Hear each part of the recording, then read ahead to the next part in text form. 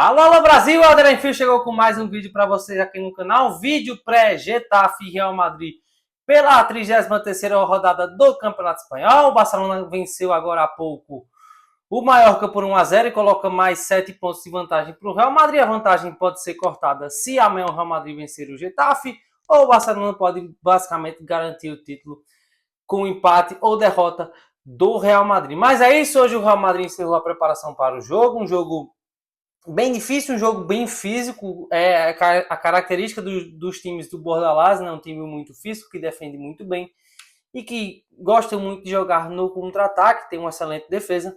Então o Real Madrid hoje encerrou a preparação. Mbappé e Mendy segue fora, né? O Mbappé no jogo contra o Ação sofreu uma torção de tornozelo, segue fora. O Mendy já tem algum tempo com uma lesão muscular.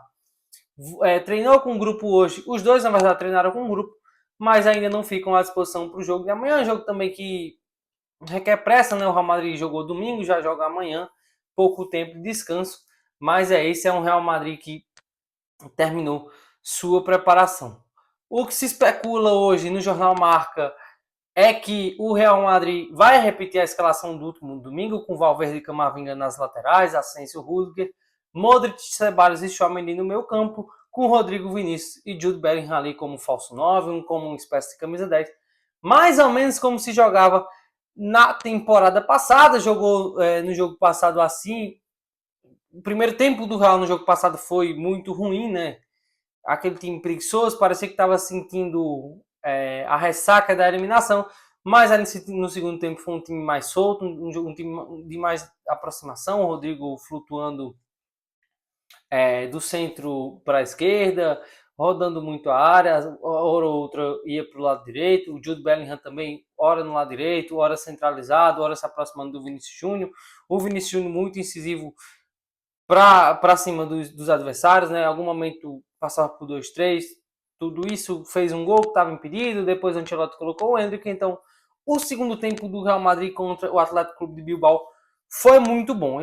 Eu diria até os melhores minutos do Real Madrid no ano, né? Depois que virou dezembro, eu acho que esses foram os melhores minutos do Real Madrid, até também pelo nível do adversário, né? Então foi um Real Madrid que deu uma volta por cima no segundo tempo, fez um gol no finalzinho, um golaço do Federico Valverde, né?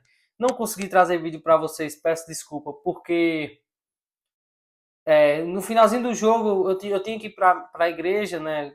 Compromissos do Crisma, tudo, então precisei ir para a igreja, missa de Páscoa, tudo, então não consegui trazer vídeo para vocês no domingo.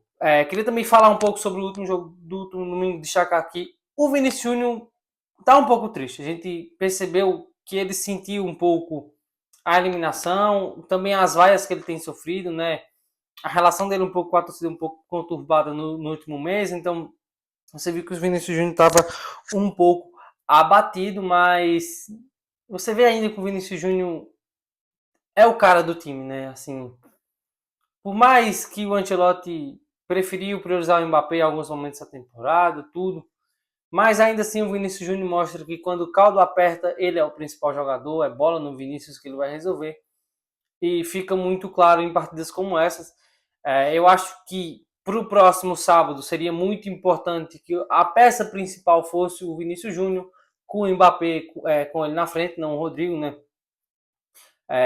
O Real Madrid voltar a jogar no 4-4-2, até para o Bellingham ficar mais à vontade e também ficar um pouco livre dos seus de precisar marcar o adversário, de precisar correr o tempo inteiro, tá voltando sempre e atacar também. Então seria importante o Real Madrid equilibrar mais o time e jogar no 4-4-2. Até porque o Rodrigo sumiu, né? Desde o jogo contra o Atlético de Madrid na Liga dos Campeões, do jogo da ida, o Rodrigo sumiu. O Rodrigo não faz gol, não dá assistência, não faz jogadas, né? O Alberto Ortega, que é um jornalista espanhol bem conceituado sobre Real Madrid, até brincou, né? Se o Guardiola ressuscitou o falso 9, o Rodrigo inventou o falso extremo, né? Que o Rodrigo nem é ponta, nem é 9, nem é meia, não faz nada, tá muito ali perdido.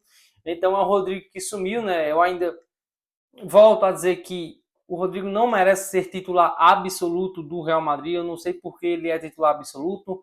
Talvez por ter feito excelentes alianças, né? O Rodrigo seja titular absoluto, porque é amigo do Vinícius, do Bellingham, do Modric, do Mbappé. Então, se mexer no Rodrigo, você vai mexer nessas peças. E talvez isso que o Ancelotti não fez na temporada. E aí o Ancelotti até assumiu na coletiva de imprensa no último jogo que o esquema favorito dele é o 4-4-2. Todo mundo sabe, o Ancelotti é famoso pelo 4-4-2. Milan do Kaká, o Milan no começo dos anos 2000, o próprio Real Madrid das últimas temporadas, né? É um Real Madrid famoso pelo 4-4-2. Eu não sei porque o Ancelotti segue insistindo no trio e nitidamente não funciona. Então eu não entendo as escolhas do Carlo Ancelotti na temporada. Também não acho que ele tem muita culpa, muito por isso também, por ter meio que ter feito o que os jogadores queriam, mas a gente vê também que os jogadores traíram um pouco a confiança do Carlo Ancelotti. O Real Madrid amanhã entra em campo, vamos esperar o resultado tudo, e no sábado tem a final da Copa do Rei, mais uma vez teve reclamações de calendário por parte do técnico do Real Madrid, porque o Barcelona jogou hoje, o Real Madrid vai jogar amanhã, e para uma final é um pouco injusto, né? Você ter 24 horas a menos de descanso. Os horários das partidas foram reclamação recorrentes na temporada. No jogo contra o Alavés, o Real Madrid reclamou porque o Arsenal jogou no sábado, o Real Madrid jogou no domingo, então tudo. Você vê que a Liga Espanhola não cuidou bem do Real Madrid. E isso também é uma forma de você influenciar no campeonato. Você pega um padrão, né? O Barcelona sempre joga primeiro e joga a pressão para o Real Madrid.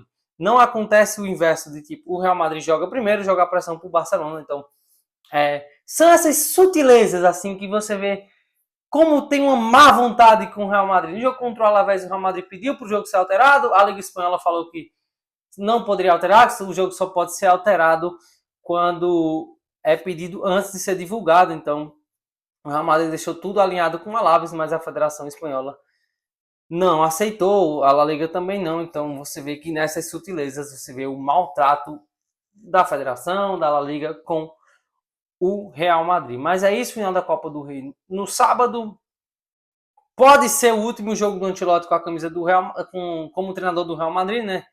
Esse treinador lendário, o maior campeão com o Real Madrid, são 15 títulos em muitas temporadas, né? Então o Ancelotti pode se despedir. E aí fica a questão. Vem o Xabi Alonso agora, ou quando acabar a temporada, coloca o Solari, quando acabar a temporada vem o Xabi Alonso para o Mundial de Clubes, ou vai o Solari até o Mundial de Clubes e depois o Xabi Alonso vem para a pré-temporada, tudo. Fica a critério, assim. Hoje eu vi o Pedrerol falou, né, no seu no Chiringuito ontem, até reforçou hoje, assim, que Florentino Pérez é apaixonado pelo Carlo Ancelotti, né? Então, talvez isso segure um pouco o Carlo Ancelotti, que deve assumir a seleção brasileira. O Carlo Ancelotti deve ser o próximo técnico da seleção brasileira, caso não fique no Real Madrid. Então, cenas para os próximos capítulos, né? Já que vai com o Ancelotti, eu teria demitido o Ancelotti lá em janeiro, após a derrota na Supercopa para o Barcelona. Ali eu teria demitido o Carlo Ancelotti. Já que manteve, já que foi eliminado, agora ele vai apostar no 4-4-2. Vamos ver como é que vai ser a final de Copa. Deixa o Ancelotti até o Mundial, sim. O Ancelotti até merece, né, sabe? Eu sei que o nível de exigência no Real Madrid é muito grande. Se não ganha títulos, a pressão vem. E ainda mais se o Barcelona ganhar muitos títulos. Então, a gente vê como é um clube que a pressão é muito grande e que não suporta perder. Apesar de, eu acho que o Real Madrid é um time que sabe perder, mas a pressão é muito grande e não permite perder. E aí, já que não demitiu, deixa o Carlo Ancelotti aí como forma de agradecimento. É o maior treinador da história do Real Madrid, na minha opinião. Então, deixa, vai que ganha o Mundial de Clubes, vai que esse time engrena, porque eu também não acho que a culpa é totalmente dele, porque a diretoria não contratou, os jogadores não trabalharam. Eu estava até conversando com um amigo meu sobre o Barcelona ser um grande time, mas também um time trabalhador, né? Um time que corre, que não desiste, que tá ali o tempo inteiro tentando. E como esse Real Madrid não é, né, um time trabalhador, é um time que não trabalha, não faz tanta questão. Muitas vezes você vê eles parados durante os jogos. E é isso. Amanhã, depois do jogo, eu trago vídeo para vocês. Curte, comenta, compartilha, manda pro seu amigo aí, dá aquela fortalecida no canal. Estamos chegando a quase 200 inscritos, então quando chegar a 200 inscritos eu vou aqui agradecer a vocês. Muito obrigado pela força, pelo apoio. O canal aos poucos vai crescendo. E é isso, valeu e até a próxima.